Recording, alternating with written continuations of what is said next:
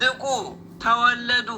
ስብሐት ለአብ ስብሐት ለወልድ ስብሐት ለመንፈስ ቅዱስ ብለው እግዚአብሔርን አመሰግኑ ይላል። ዘአውጻእከነ እምጽልመት ዘአውጻእከኒ እምጽልመት ውስተ ብርሃን። ከጨለማ ወደ ብርሃን ከጠባብ ወደ ሰፊ ያወጣኸኝ ብለው ፈጣሪያቸውን አመሰገኑ ይላል። አሁን ይህንን ስንናገር ወገኖቼ አንዳንድ ሰዎች ይከፋቸዋል፣ አንዳንድ ሰዎች ይነቅፋሉ። እንዴት ይላሉ? ይሄ እኮ ወገኖቼ መጽሐፍ ቅዱሳዊ ነው። እመቤታችን ቅድስት ድንግል ማርያም መልአኩ ቅዱስ ገብርኤል ኤልሳቤጥ ዘመድሽ ኤልሳቤጥ እንኳን ከጸነሰች 6 ወር ሁኗታል ብሎ ጌታችን መድኃኒታችን ኢየሱስ ክርስቶስን ሲያበስር ለድንግል ማርያም ብሎ ሲነግራት ኤልሳቤጥን ለማየት ድንግል ማርያም ወደ ኤልሳቤጥ ሄደች። ኤልሳቤጥ ድንግል ማርያም ወደ እርሷ ስትመጣ ስታይ የጌታዬ እናት አለች። ደግሞ እሷ ማን ነገራት? መንፈስ ቅዱስ። የጌታዬ እናት ወደ እኔ ትመጪ ዘንድ እንዴት ይሆናል? እኔ ምንድን ነኝ? እኔ ማን ነኝ? አለች። ትህትናዋን ምክንያቱም የአምላክ እናት ናት፣ የፈጣሪ እናት ናት። ግን እሷ ደግሞ ልጅ ስለሆነች ኤልሳቤጥ ደግሞ ትልቅ አረጋዊት እናት ስለሆነች እሷን ለመጠየቅ ነበር የሄደችው። ኤልሳቤጥ ደግሞ የእመቤታችንን ቅድስናዋን ክብሯን በዛውም ላይ ደግሞ አምላክን በድንግልና ጸንሳ ስላለች መንፈስ ቅዱስ ገልጾላት የጌታዬ እናት አለች። የእመቤታችንን ድምፅሽን ሰላምታሽን ስሰማ በማኅፀኔ ያለው ሕፃን ዘለለ ብላ ነው የተናገረች። ተመልከቱ ወገኖች፣ መጥምቀ መለኮት ቅዱስ ዮሐንስ ማለት ነው። ለምንድን ነው የዘለለው? ደስ ብሎት አንደኛ ፈጣሪውን እሱ ነገ የሚያጠምቀውን ድንግል ማርያም በማኅፀኗ ተሸክመዋለች፣ ጸንሳዋለች። ለእመቤታችን የጸጋ ስግደት፣ ለፈጣሪው ደግሞ ለኢየሱስ ክርስቶስ በድንግል ማርያም ማኅፀን ውስጥ ላለው የባህሪ ስግደት ቅዱስ ያሬድ ሰገደ ብሏል፣ ሰገደ ብሏል። ስለዚህ ወገኖቼ ፈጣሪያቸውን ቅዱሳን ገና ከእናታቸው ማኅፀን ጀምረው ፈጣሪያቸውን ያውቃሉ። አባታችንም ጻድቁ አቡነ ገብረ መንፈስ ቅዱስ እንደተወለዱ ወዲያው ለአብ ምስጋና ይገባል፣ ለወልድ ምስጋና ይገባል፣ ለመንፈስ ቅዱስ ምስጋና ይገባል። ከጨለማ ወደ ብርሃን ከጠባብ ወደ ሰፊ ያወጣኝ አምላኬ ተመስገን ብለው አመሰገኑ ይላል። ቅዱሳን ስራቸው ምስጋና ነው፣ እግዚአብሔርን ማመስገን ነው። ወገኖቼ እኛም የቅዱሳን ልጆች ነን ብለው እግዚአብሔርን አመሰገኑ ይላል። አባታችን በዚህ ዕለት ተወልደው እንዲህ ማመስገናቸው ሊደነቅ ይችላል። ነገር ግን ብዙ ቅዱሳኖች አመስግነዋል ማለት ነው። ቅድም እንዳልነው መጥምቀ መለኮት አመስግነዋል።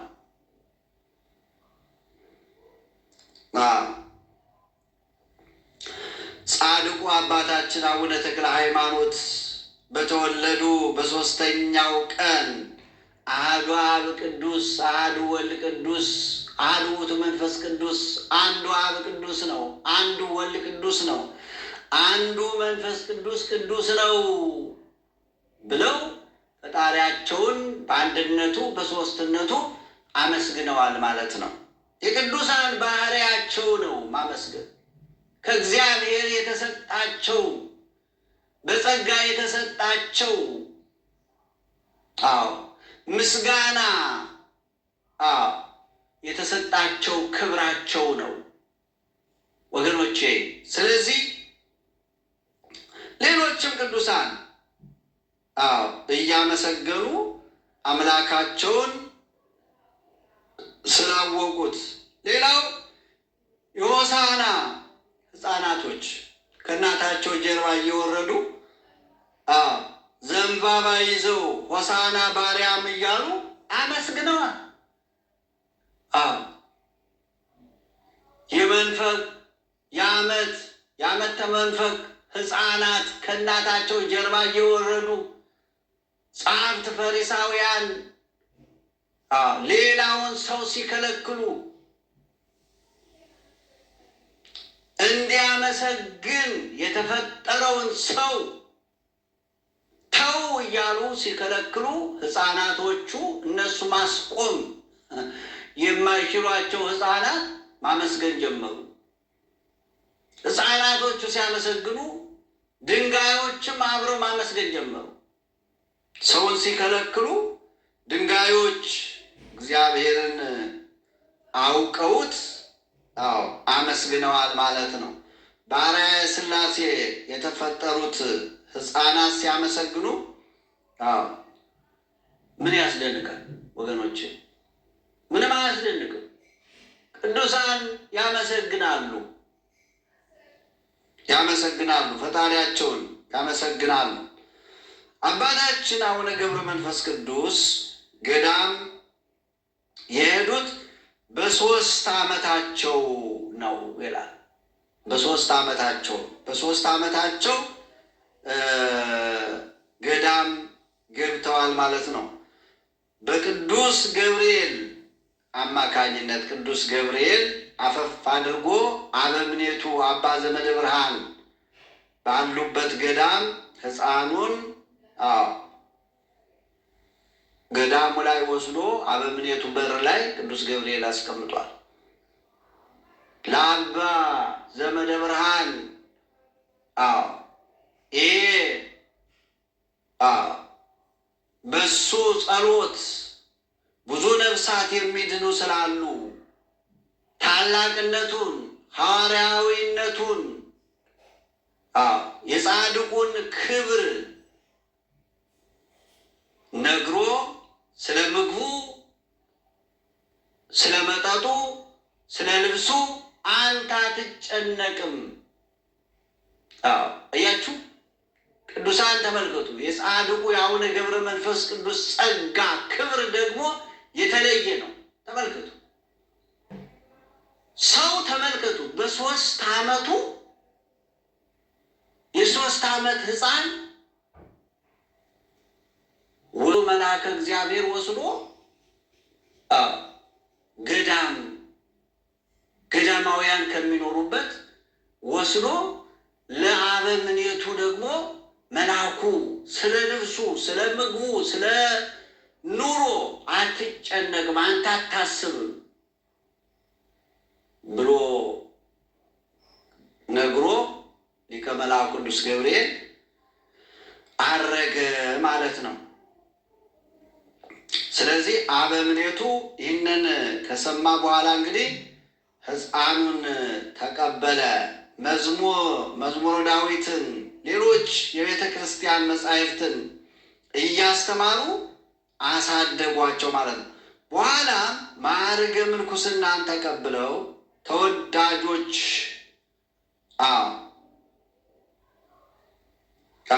ማዕርገ ምንኩስና ተቀብለው ጻድቁ አባታችን በሁሉ በተልእኮ አበውን በማገልገል እግር በማጠብ የራቀውን በማቅረብ የቀረበውን በማብሰል የቅዱሳን ጸጋቸው ክብራቸው ይሄ ነው። ስለዚህ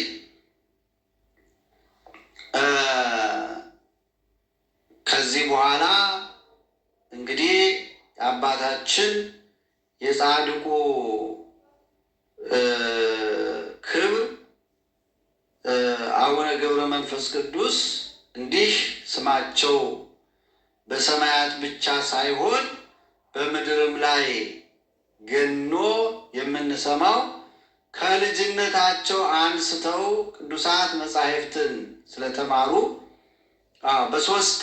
በሶስተኛው ወይም በሶስት ዓመታቸው እንደ ነቢዩ ሳሙኤል ወደ ቤተ እግዚአብሔር ስለሄዱ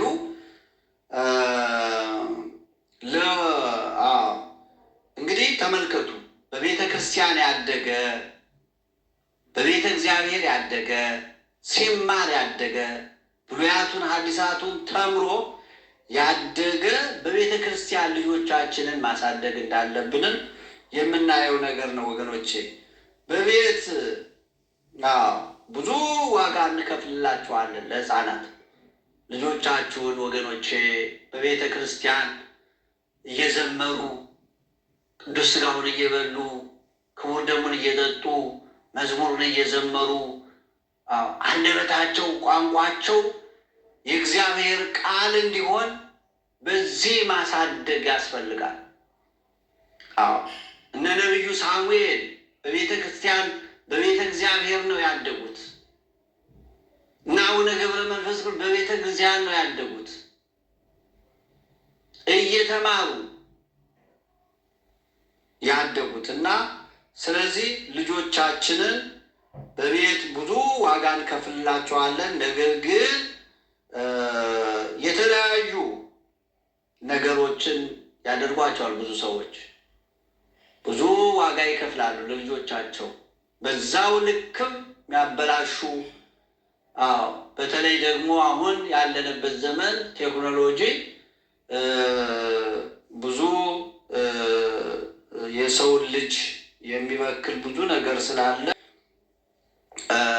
ጥንቃቄ ያስፈልጋልና የጻድቁ የአባታችን አቡነ ገብረ መንፈስ ቅዱስ ወላጆች ከዚህ በኋላ እንግዲህ ለእግዚአብሔር ሰጥተው በቅድስና በቤተ እግዚአብሔር ማደግ ውጤቱ ይህ ነው። ከዚህ በኋላ እንግዲህ ጻድቁ አባታችን ማዕርገ ምንኩስናን ተቀበሉ ማለት ነው። ማዕርገ ምንኩስናን በልጅነታቸው ተቀብለዋል። ከተቀበሉ በኋላ እግዚአብሔር ሀብተ ፈውስን ሰጥቷቸዋል ይላሉ። ብዙ ዕውራንን ብዙ አንካሳዎችን ፈውሰዋል። ብዙ በሽተኞችን አድነዋል። ዛሬም ወገኖቼ እኔና እናንተ ከተጠቀምንበት እግዚአብሔር ሀብተ ፈውስን ለእያንዳንዳችን ይሰጠናል ማለት ነው። በእነሱ ምክንያት በአባቶቻችን በቤተ እግዚአብሔር በቤተ ክርስቲያን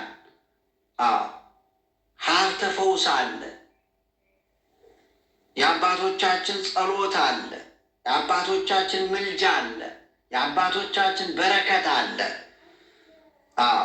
ስለዚህ ኃጢአትን አርቆ ንስሐ ገብቶ ወደ እግዚአብሔር መቅረብና እግዚአብሔርን ተስፋ አድርጎ መመላለስ ትልቅ ነገር ነውና ስለዚህ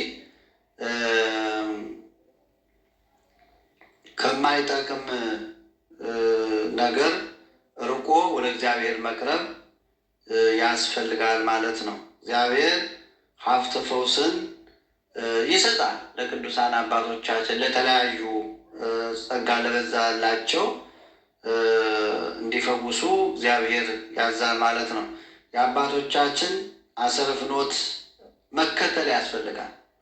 አሰረ ፍኖቱን መከተል ያስፈልጋል እና አባታችን አቡነ ገብረ መንፈስ ቅዱስ በትእዛዘ እግዚአብሔር እንግዲህ በበረሃ ሲኖሩ 60 አናምርትና 60 አናብስት አብረዋቸው ይኖሩ ነበር።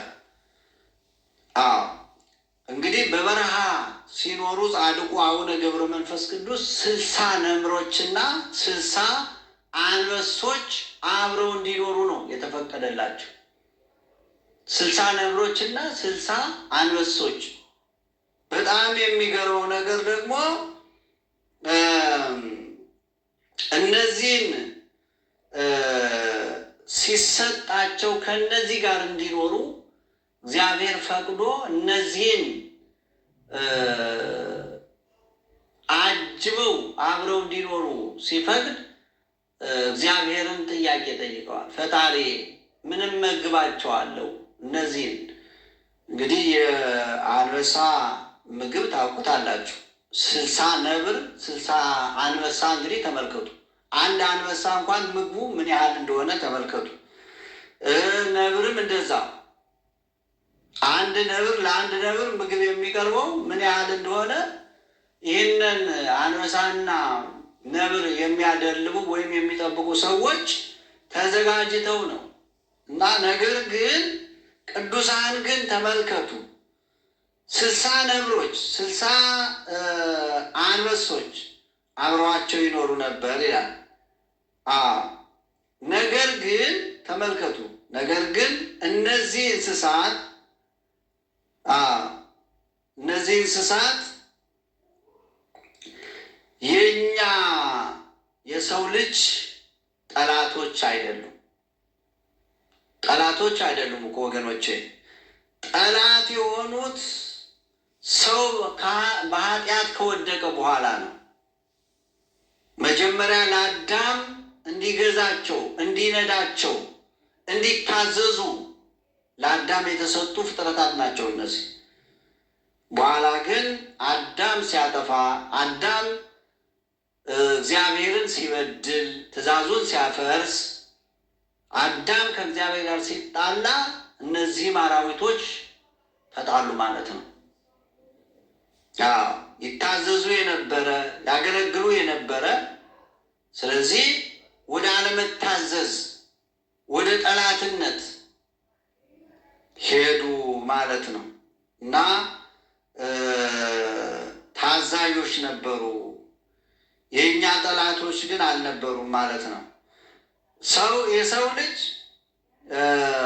ወይም በበደላችን ምክንያት ከእኛ ስለተለዩ እንጂ ሔዋን ከእባብ ጋር የተነጋገረችው እባብ የሰው አገልጋይ ስለነበር ነው። ልብ በሉ፣ የሰው አገልጋይ ነበር እንጂ የዛን ጊዜ የሚጣላ አውሬ አልነበረም። ወደ አውሬነት የተቀየረው ተረግሞ ነው። ተረግሞ ነው።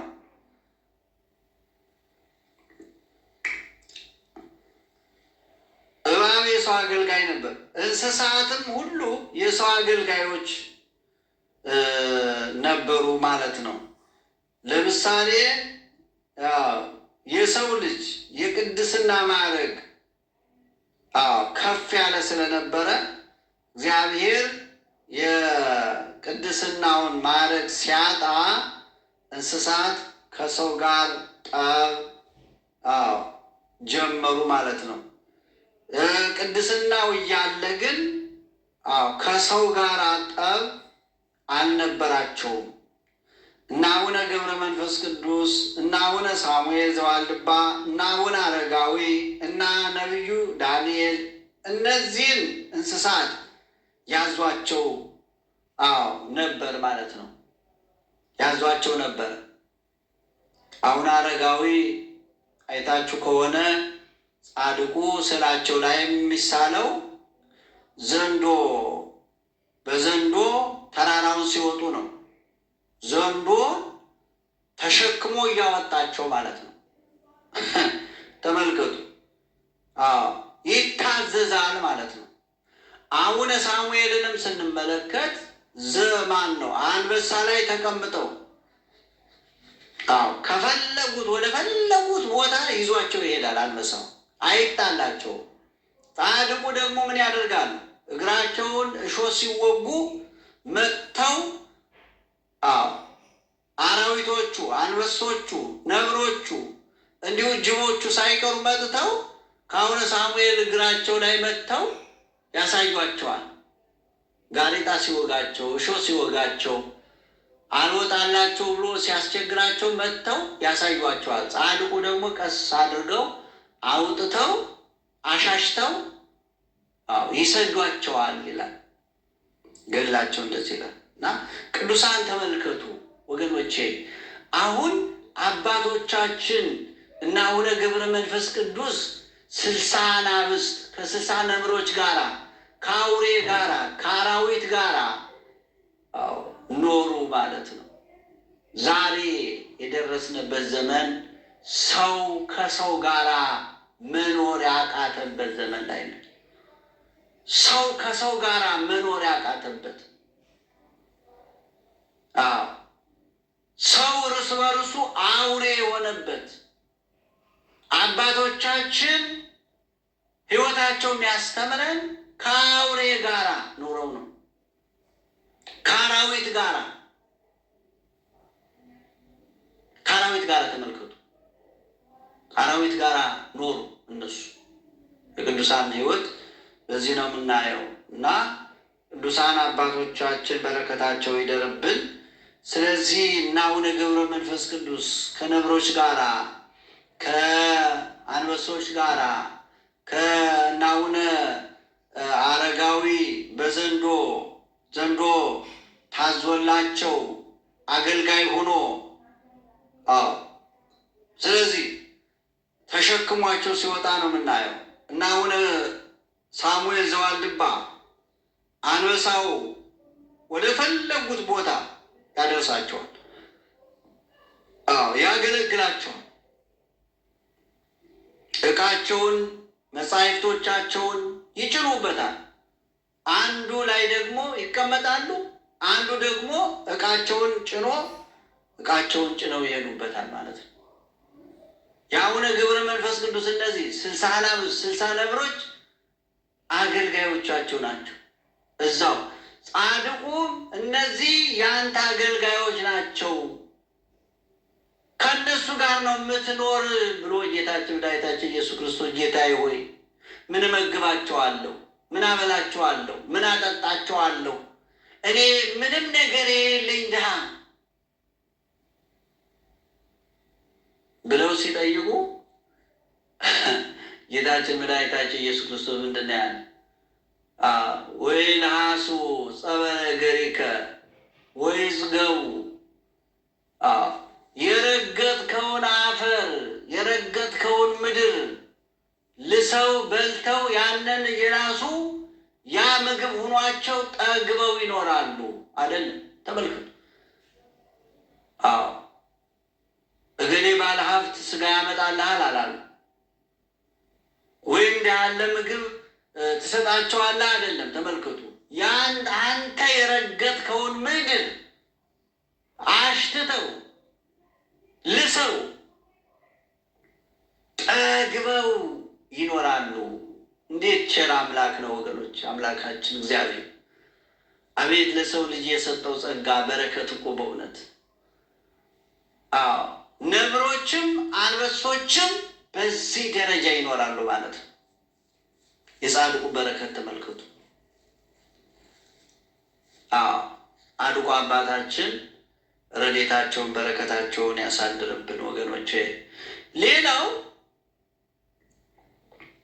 የሰው ልጅ በአሁኑ ሰዓት እስቲ አስተውሉ ወገኖች፣ እስቲ አነጻጽሩ። ከአውሬ አንሶ አባቶቻችን የሚያስተምረው ሕይወታቸው ይሄ ነው። ከሰው ጋር በፍቅር በትህትና በመታዘዝ በመከባበር በጸሎት በመተሳሰብ ከዚህ አልፈው ደግሞ ሕይወታቸው አስተማሪ ለትውልዱ አስተማሪ እንዲሆን ከአንበሶች ጋር ከነብሮች ጋር ከአራዊት ጋር ይሄ ትውልድ ምንድን ነው ወገኖቼ? እርስ በርሳችን አሁን እኮ ወገኖቼ አሁን ርቀት ያለውን ወይም ከሩቅ ሰው ጋር ነው የምናየው። አሁን ቤተሰብ ራሱ በአሁኑ ዘመን እኮ ወገኖቼ ቤተሰብ ከቤተሰቡ ጋር፣ ወንድም ከወንድሙ ጋር፣ እህት ከእህቷ ጋር፣ ቤተሰብ ከቤተሰቡ ጋር፣ አማት ከምራቷ ጋር፣ ምራት ከአማቷ ጋር፣ አባት ከልጁ ጋር፣ ልጅ ከአባት ጋር፣ ጎረቤት ከጎረቤቱ ጋር ጠበኛ ነው፣ መርዘኛ ነው። ወገኖቼ ተመልከቱ። መተት የሚደረገው መተት ሰርቶ እንዳይበላ ሰርታ እንዳትበላ፣ ምቀኝነቱ ተመልከቱ። መለያየቱ፣ ጠቡ፣ አንዱ አንዱን አጥፍቶ፣ አንዱ አንዱን አሳዶ፣ አንዱ አንዱን ገድሎ መክበር መኖር የሚፈልግ እንደዚህ ያለ ጊዜ ላይ ነው ያለነው ወገኖች። አራዊት ከአራዊት ያልተሻለ ትውልድ ላይ ነው ያለነውና ከአባቶቻችን ሕይወት የምንማረው ይህንን ነው ወገኖቼ። ስለዚህ አባቶቻችን እና አቡነ ገብረ መንፈስ ቅዱስ እና አቡነ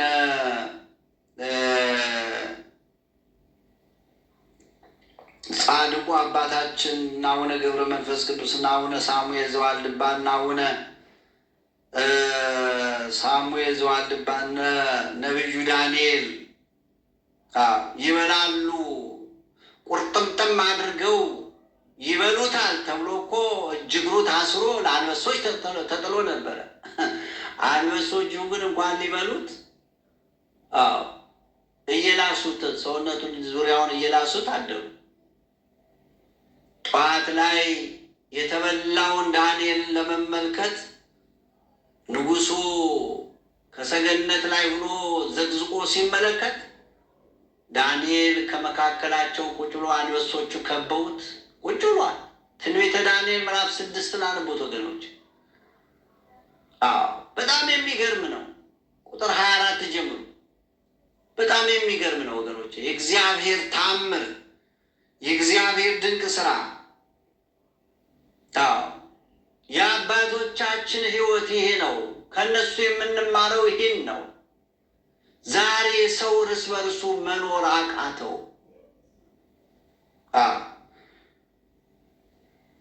እና በትንቢተ ኢሳይያስ ላይ በነቢዩ ኢሳይያስ ላይ እንዲህ ተብሎ ተጽፏል። እንስሳት፣ የበረሃ እንስሳት ክፉዎች አይደሉም፣ እኛ ጋራ ከሰው ጋራም ጠብም የላቸውም። ወገኖቼ ሰው ከእግዚአብሔር ጋር ሲጣላ ነው አራዊቶቹም የተጣሉት። እና የተሻለ ዘመን እንደሚመጣ ደግሞ ነቢዩ ኢሳይያስ እንደዚህ ይላል። ተኩላ ከበግ ጠቦት ጋር ይቀመጣል፣ ነብርም ከፍየል ጠቦት ጋር ይተኛል። ጥጃና አንበሳ፣ ደቦል፣ ፍሪዳም በአንድነት ያርፋሉ። ተቃራኒ የሆኑ ነገሮች ማለት ነው። ተመልከቱ፣ ያርፋሉ። ታናሽም ልጅ ይመራቸዋል። ላምና ድብ አብረው ይሰማራሉ። ግልገሎቻቸውም በአንድነት ያርፋሉ። አንበሳም እንደ በሬ ገለባ ይበላል። ትንቢተ ኢሳይያስ ምዕራፍ 11 ቁጥር 6-7 ድረስ የምናገኘው ኃይለ ቃል ነው ወገኖቼ። ይህ ትንቢት ነው። ወደፊት የሚሆን ነገር ነው። ደግ ንጉሥ በነገሰ ጊዜ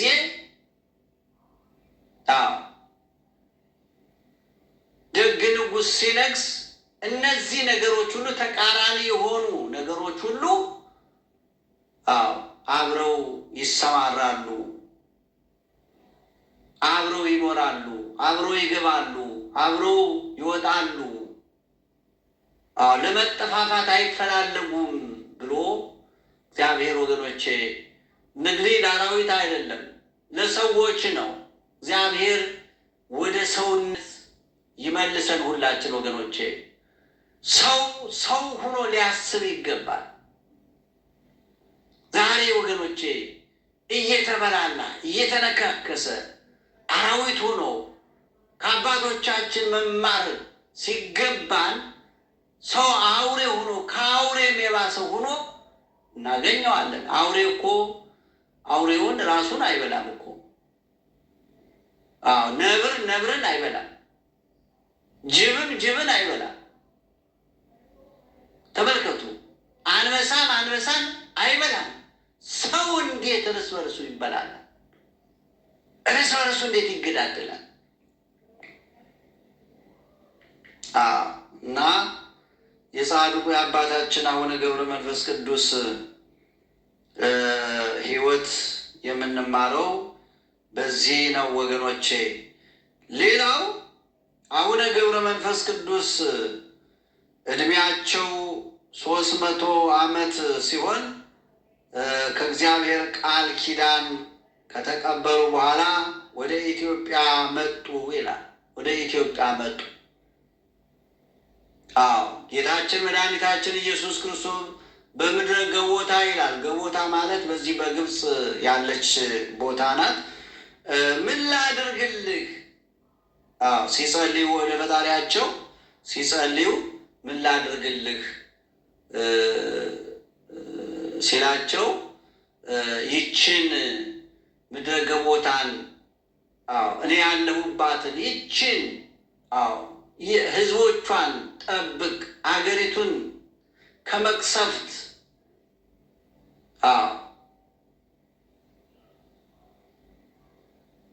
ከራብ፣ ከቸነፈር፣ ከስደት ጠብቅ ብለው መጀመሪያ መቼም ሰው ላለበት ቦታ ነው የሚጸልየውና ጸሎት ካቀረቡ በኋላ ጌታችን መድኃኒታችን ኢየሱስ ክርስቶስ ቃል ኪዳንም ከሰጣቸው በኋላ ለጻድቁ ወደ ኢትዮጵያ ሂድ። እንግዲህ ወደ ኢትዮጵያ እንዲሄዱ አዘዛቸው ማለት ነው። በዚህም ጊዜ ብዙ ነፍሳት ከገሃነም የምታድናቸው ከሲኦል የምታወጣቸው ወደ ሲኦልም እንዳይገቡ በኃጢአት ተይዘው እንዳይሞቱ የምታድናቸው ብዙ ነፍሳት አሉና ወደ ኢትዮጵያ ሂድ ብሎ መንገዲቱን አላቃት፣ አገሪቱን አላቃት። ጌታዬ ሆይ ማን ይወስደኛል? ማን ይመራኛል? ሲል ሊቀ መልአኩ ቅዱስ ገብርኤል ታዘዘ። ክብር ምስጋና ይግባው። ከነ አንበሶቹ ከነ ነብሮቹ በደመና ይዞ ወደ ኢትዮጵያ አጣቸው እና ወደ ኢትዮጵያ ጻድቁ የገቡበት ዘመን በዘመነ ላሊበላ በላሊበላ ዘመን ነው ይላሉ። በላሊበላ ዘመን ወደ ኢትዮጵያ ጻድቁ ገብተዋል። ላሊበላ አርፈው ላሊበላ ንጉሱ ላሊበላ ጻድቁ አባታችንን ተቀብለው ካስተናገደ በኋላ እነዚህን ታላላቅ ገዳማት ለመመስረት በምድረ ዝቋላ በምድረ ከብድ እንግዲህ ኢትዮጵያን በሙሉ ተዘዋውረው ካስተማሩ በኋላ የዝቋላንና የምድረ ከብድን ገዳም መስርተዋል ማለት ነው። ጸልየውበታል። አጋንንትን አሳደዋል።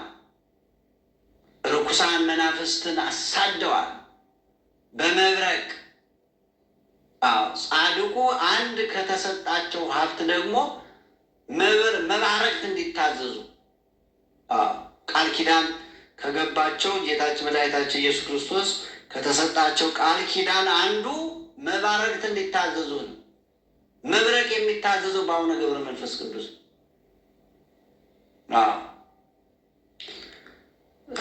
እና ከዚህ በኋላ እንግዲህ አቡነ ገብረ መንፈስ ቅዱስ ከዕለታት በአንድ ቀን ከምድረ ከብድ ተነስተው ወደ ምድረ ዝቋላ ወደ ገዳማቸው እየተዘዋወሩ ሲሄዱ ሥላሴ በአምሳለ አረጋውያን በሽማግሌዎች አምሳል በጥላ ስር አርፈው ያገኟቸዋል ይላል ጻድቁ አቡነ ገብረ። እንዴት ደስ ይላል ወገኖች! የቅዱሳን እንዲያው ክብራቸው በእውነት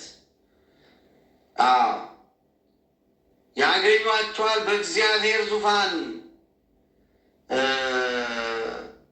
ተማጽነናል፣ አዝለህ አንዳንድ ምዕራፍ ሸኘን አሏቸው። ተመልከቱ፣ እግዚአብሔር ፍቅር ነው። ፍቅራቸውን ለመግለጽ ነው፣ ፍቅሩን ለመግለጽ ነው። እግዚአብሔር በአንድነት በሦስትነት ተገልጾ ነገር ግን በሽማግሌ አምሳል ነው የተገለጸው እና ጻድቁን እንግዲህ አዝለሸኘን አሉ። ጻድቁ አባታችንም ሥላሴን አዝለው ሸኟቸው ማለት በኋላ ግን በአንድነት በሦስትነት ተገልጠው አባታችን አቡነ ገብረ መንፈስ ቅዱስን እስኪደነግጡ ድረስ። ምክንያቱም ያስደነግጣል አይደል ወገኖቼ? ሰው መስሎ ሰው ተመስሎ የነበረው በሰው አስተሳሰብ ሰው ነው ብለን ያሰብነው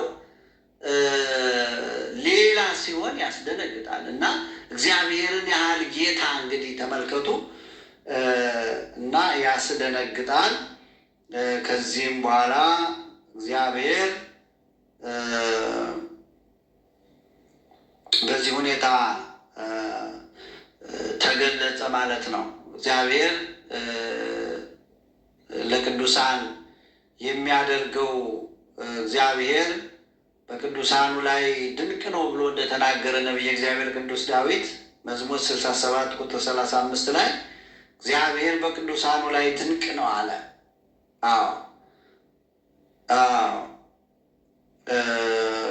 ስለዚህ እንግዲህ ወገኖቼ እግዚአብሔር ሁልጊዜም እግዚአብሔርን የምናገኝባቸው ብዙ ነገሮች አሉ። ነዳያንን ብንመለከት፣ ከኛ በታች ያሉትን ሰዎች ብንመለከት፣ ሆስፒታል ሄደን የታመመ ሰው ብንጠይቅ፣ እስረኛ ሄደን ብንጠይቅ እግዚአብሔርን አገኘን ማለት ነው። በእግዚአብሔር ስም ምጽዋት ብንመጸውት እግዚአብሔርን አገኘን ማለት ነው እና እግዚአብሔር ዛሬም ተሸከሙኝ ይላል።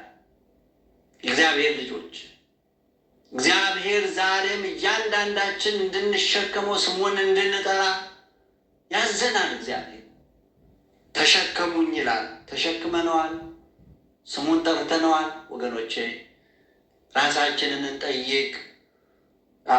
ነዳያንን ጠይቀናቸዋል፣ አብልተናቸዋል፣ አጠጥተናቸዋል፣ የታረዙትን አልብሰናቸዋል፣ የታሰሩትን ጠይቀናቸዋል፣ ምስክር ሆነን አስፈትተናቸዋል። እና ዛሬም እግዚአብሔር እንድናዝለው ይጠይቀናል። እዘሉኝ ይላል። ስለዚህ በእግዚአብሔር ስም ከመጸወተ፣ ከጾመ፣ ከጸለየ፣ ከሰገደ እንደ እግዚአብሔር ፈቃድ ከኖረ ሰው እግዚአብሔርን ተሸክመነው ነው የምንኖረው ማለት ነው እና እግዚአብሔር ሁልጊዜም ከኛ ጋር ነው የእግዚአብሔር ልጆች እና ስለዚህ ይህንን ነው የምናየው። ሌላው ጻድቁ አባታችን በሌላ ጊዜ ደግሞ እንግዲህ ወደ አረብ ሀገር ሄደው እንደነበሩ ገድሉ ይናገራል። በጣዖታቱ ያደሩ አጋንንትም ፈርተው እስኪሸሹ ድረስ ጣዖታቱ ተሰባብረው እስኪወድቁ ድረስ በግርማቸው በጸሎታቸው የአረብ ንጉሥ እንዲያውም ይህንን አይቶ አንተ ጸጓር ልብሱ ምንድነህ? ሰው ነህ ወይስ ምንድን ነው ብሎ እስኪጠይቃቸው ድረስ አዎ እኔ ሰው ነኝ፣ ሰማይና ምድርን በፈጠረ በኢየሱስ ክርስቶስ የማምን ሰው ነኝ አሉት ይላል። ተመልከቱ፣ ቅዱሳን በእውነት እምነታቸው ጽኑ ስለሆነ ሁለመናቸውን ለእግዚአብሔር የሰጡ ስለሆኑ ተመልከቱ፣ ሰው ነኝ፣ ሰው ነኝ፣ አዎ ሰው ነኝ፣ ሙሉ ሰው ነኝ፣ ሰማይና ምድርን በፈጠረ በአርአያውና በምሳሌው የተፈጠርኩ ሰው ነኝ። ዛሬም ሰው ነኝ ማለት ያስፈልጋል ወገኖቼ። ሰው ነኝ ብለው ጻድቁ አባታችን ያንን ንጉሥ ብዙ ተፈታተነ። እንግዲህ ንጉሡ አይሁድ ሰቅለው በገደሉት ሰው ታምናለህ ብሎ ጠየቃቸው ይላል።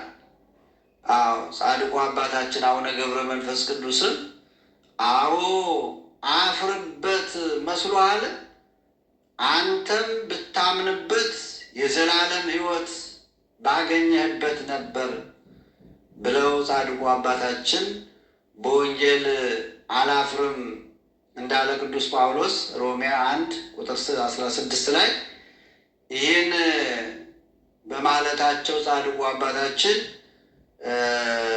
ያ የአረብ ንጉሥ ጻድቁን እንግዲህ ብዙ ተአምር አይቶ አምኖ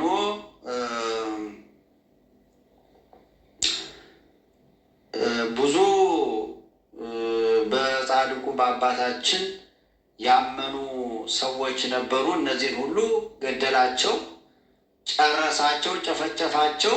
ጻድቁን እገላለሁ ብሎ ጦር ሲያነሳም ጦሩ እጁ ላይ ተጠመጠመበት ነው የሚለው። እና ጻድቁ አባታችን ከዚህ በኋላ እንግዲህ ንጉሡን ለማሳመን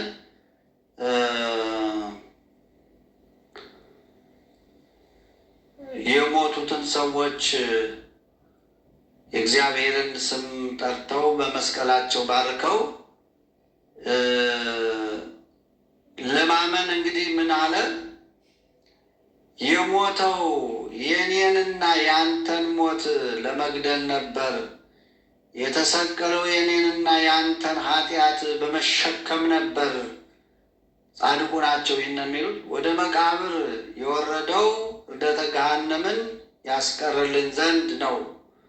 ሞት አገኘው ብሎ የሚታየውን ስጋውን ዋጠ፣ በማይታየውም ድል ተደረገ። ሞት አሁን ድል ተደርጓል ብሎ የክርስቶስን ትንሣኤ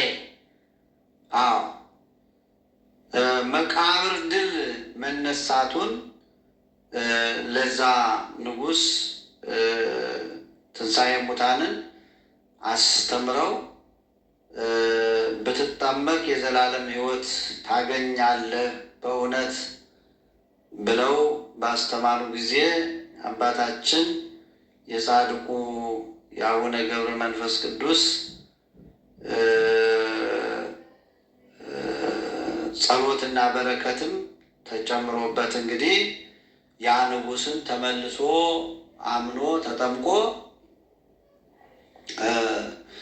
እነዛ የሞቱትንም ሰዎች አስነስተው ከዚህ በኋላ እንግዲህ በምድረ ከብድ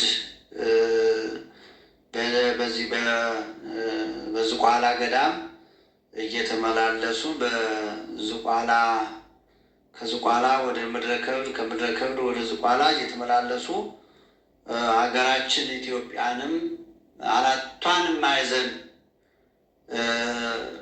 ሕዝቦቿን እግዚአብሔር እንዲምር ይቅር እንዲል እንዲያውም ጥቅምት 5 የሚከበረው በዓል ቃል ኪዳን ጻድቁ የተቀበሉበት ተዘግዝቀው እዛ ባህሩ ውስጥ ተዘቅዝቀው 100 ዓመት የጸለዩበት 100 ዓመት በ40 ቀን መጥቶ መልአከ እግዚአብሔር ይቅር ብሎሃል፣ ውጣ ብሎሃል፣ እምርልሃለሁ ብሎ ስምህን የጠራውን መታሰቢያን ያደረገውን እምርልሃለሁ ውጣ ብሎሃል ሲል የኢትዮጵያን ሕዝብ በሙሉ ከአርባል ክልል አልወጣም ብሎ 100 ዘመን ራሳቸውን ዘግዝቀው 100 ዘመን ጸልየውበታል ማለት ነው። አገራችን ተመልከቱ ወገኖች፣ የተቀደሰች ሀገር ናት። እንዲያውም ጌታችን መድኃኒታችን ኢየሱስ ክርስቶስ ኢትዮጵያን አስራት በኩራት የኢትዮጵያን ሕዝቦች የኢትዮጵያን ምዕመናን ኢትዮጵያን አስራት በኩራት አድርጌ ሰጥቻለሁ። ለእናቱ የተሰጠች ሀገር ናት። ልክ እንደ እናቱ እንደ ቅድስት ድንግል ማርያም ለጻድቁ አቡነ ገብረ መንፈስ ቅዱስን ኢትዮጵያ የተቀደሰች ሀገር፣ የቃል ኪዳን ሀገር፣ የእግዚአብሔር ሀገር፣ የድንግል ማርያም ሀገር። ስለዚህ አስራት በኩራት አድርጌ ሰጥቻለሁ የኢትዮጵያን ሕዝቦች ብሎ ጌታችን መድኃኒታችን ኢየሱስ ክርስቶስ ቃል ኪዳን ሰጥቷቸዋል ማለት ነው። እና በዚህ አባታችን እንግዲህ እንዲህ ሆነው ለመስማት እጹብ ድንቅ በሆነ ግብር ቆይተው ኢትዮጵያ 262 ዓመት በግብፅ ደግሞ 300 ዓመት በድምሩ 562 ዓመት በዚህ ዓለም ኑረዋል ማለት ነው። 562 ዓመት በዚህ ዓለም ኑረዋል። ኢትዮጵያ የኖሩት ጻድቁ 262 ዓመት ነው። ወደ ኢትዮጵያ ሲመጡ የ3 ዓመት እድሜ ላይ ነው የነበሩት እና ከዚህ በኋላ እንግዲህ ለአባታችን ለአቡነ ገብረ መንፈስ ቅዱስ መጋቢት 3 ቀን ታመሙ ይላል።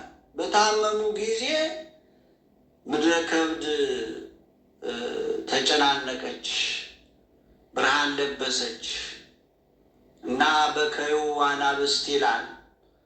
አናብስቶቹ ነብሮቹ አለቀሱ። እንዴት ወገኖች ተመልከቱ፣ ተመልከቱ። ጻድቁ አባታችን ሲታመሙ ገዳማውያን ሁሉ ተሰበሰቡ። ለምን? ርዕሰ ባህታዊ ነውና። ጻድቁ አባታችን ርዕሰ ባህታዊ ይባላል። ጌታችን መድኃኒታችን ኢየሱስ ክርስቶስም በዓለ ዕረፍታቸው ሲደርስ በዚህም ሰዓት ጌታችን መድኃኒታችን ኢየሱስ ክርስቶስ ሲማጸኑ ለምን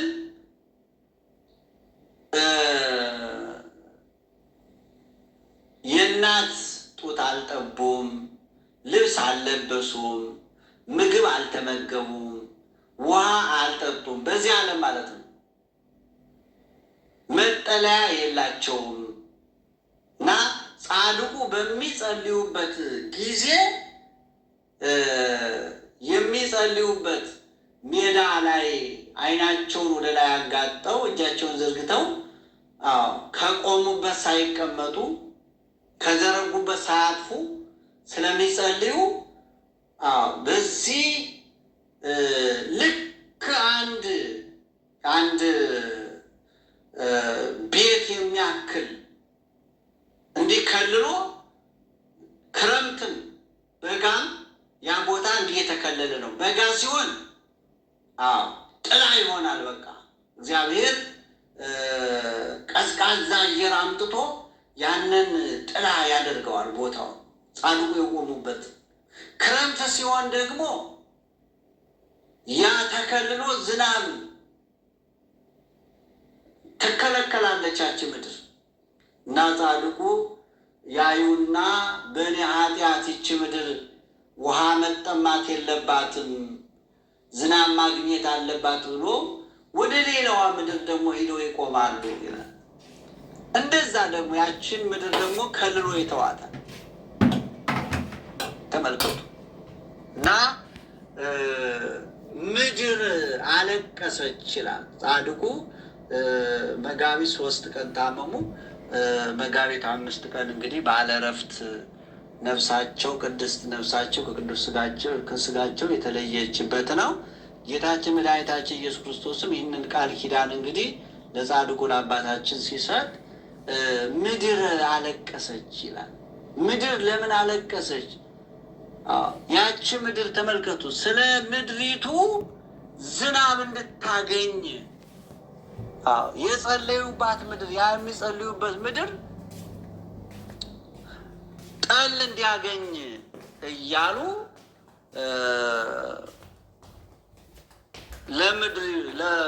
ለምድሩ አዝነው ከቦታ ወደ ቦታ ሲሰደዱ የኖሩበት ቦታ ነበር ይላል እና የአናብስቱም አለቀሱ። አናብስቶቹ ደግሞ አባታቸው መጋቢያቸው፣ ምክንያቱም የእግርህን ትቢያ ልሰው ይጠግባሉ ተብለው ነበሩ እና ስለዚህ አለቀሱ ይላል። ዛፎችም አለቀሱ፣ መጠለያቸው ነበርና፣ ግርማ ሞገሳቸው ነበርና። ድንጋዮችም አለቀሱ፣ ክብራቸው ነበርና እና በዚህ ዕለት እንግዲህ ጌታችን መድኃኒታችን ኢየሱስ ክርስቶስ ቃል ኪዳን ሰጣቸው። የጻድቁ ቃል ኪዳኑ ምንድን ነው የሚለው እንግዲህ በቃል ኪዳናቸው ያመነውን የተማጸነውን ጌታ ከመከራ ስጋ ከመከራ ነፍስ እንደሚያድነው ነፍሳቸውን ተቀብለው መጋቢት 5 ቀን ለእሑድ አጥቢያ ቅዳሜ ማታ ከሌሊቱ 6 ሰዓት ሲሆን በ562 ዓመት ጻድቁ አረፉ ይላል። ወተቀበልዎ መላእክትም በአክናፈ እሳት ኢየሩሳሌም ወስደው በየማነ ምሥዋ ቀብሯቸዋል ይላል። እንግዲህ የጻድቁ ቀብር እስካሁን ድረስ አይታወቅም። በዚህ ቦታ ነው አይባልም። እግዚአብሔር በፈቀደው ቦታ ነው የቀበራቸው። አንዳንዶቹ ልክ እንደነ ኤልያስ ወደ ሰማይ ወይም እንደ እመቤታችን እንደ ቅድስት ድንግል ማርያም ለጊዜው በኋላ ቢመልስላቸው ለጊዜው ተሰውሮ ነበር፣ ግን እግዚአብሔር በፈቀደው ቦታ አስቀምጦታል። መላእክት ናቸው ተቀብለው እና አንዳንዶቹ በኢየሩሳሌም ነው የተቀበረው ይላሉ። አንዳንዶቹ ደግሞ እግዚአብሔር የሚያሳርፍበትን ነገር አይታወቅም፣ የሚሳነው ነገር የለውም እና የቅዱሳን አገልግሎት የቅዱሳን ሕይወታቸው ተመልከቱ እና ስለዚህ ምድረ ከብድ እንግዲህ የተቀደሰች ቦታ ናት። ኢትዮጵያ የተቀደሰች ቦታ ናት። ሀገራችን የተቀደሰች ቦታ ናት። የቅዱሳን ማረፊያ ናት። የቅዱሳን ቃል ኪዳን የተቀበሉባት አገር ናት እና ዛሬ እንግዲህ ወገኖች ያለንበት ዘመን የከፋ ዘመን ነው። የነዚህ ቃል ኪዳን ነው እየጠበቀ ያለው እንጂ አገሪቱ ላይ የመጣው ፈተና ወገኖቼ በጣም ከባድ ነው። በጣም ከባድ ነው። አሁንም እየመሸ እየነጋ ያለው እየሆነ ያለው በእነሱ ቃል ኪዳን ነው፣ በቅዱሳኑ ቃል ኪዳን ነው። አሁንም ጨርሶ ሀገራችንን ይፈውስልን ያድንልን በእውነት እና ሰው እንደ ሰው እንዲያስብ ከነዚህ ከቅዱሳን አባቶቻችን እንዲማር ከሕይወታቸው እንዲማር ያስፈልጋል። ግን መማር አይፈልጉም፣ ማየትም አይፈልጉም፣ መስማትም አይፈልጉም፣ ታሪክ መጠየቅም አይፈልግም። ትውልዱ ጥላቻ ብቻ ነው እና በጣም ትልቅ ደዌ ትልቅ በሽታ ነው አገሪቱ ላይ የገባው። እንግዲህ እግዚአብሔር ወገኖች ሀገራችንን በምህረቱ በቸርነቱ ይጠብቅልን፣ ሁላችሁን ይጠብቃችሁ እግዚአብሔር። የጻድቁ የአባታችን ረድኤት በረከት ይደርብን። ሀገራችንን አሁንም ሰላም ያደርግልን። ተዋሕዶ ሃይማኖታችንን ይጠብቅልን። ተዋሕዶ ሃይማኖታችንን ይጠብቅልን በእውነት እና የአባቶቻችንን አምላክ እግዚአብሔር እንግዲህ የአባቶቻችን አምላክ በቸርነቱ ሀገራችንን ይጠብቅልን፣ የታመሙትን ይፈውስልን፣ ጾማችን ጾመ ስርየት ጾመ ድኅነት ያደርግልን። እንግዲህ የጻድቅ መታሰቢያ ለበረከት ነው ብሏል ጠቢቡ ሰሎሞን ምሳሌ 10:10 ላይ የጻድቅ መታሰቢያ ለበረከት ነው። በረከት የምናገኝበት ነው። ቅዱሳን ስማቸውን ጠርተን መታሰቢያቸውን አድርገን ግማሽ እንጀራና አንድ መለኪያ ውሃ በስማቸው ስማቸውን ጠርተን ዘክረን በረከት የምናገኝበት። ከዚህ የበለጠ ደግሞ ብናደርግ ደግሞ የበለጠ በረከት የምናገኝበት ነው እና እንግዲህ እግዚአብሔር ይጠብቀን። እግዚአብሔር ሰላሙን ይስጠን። በዓለም ሁሉ ሰላም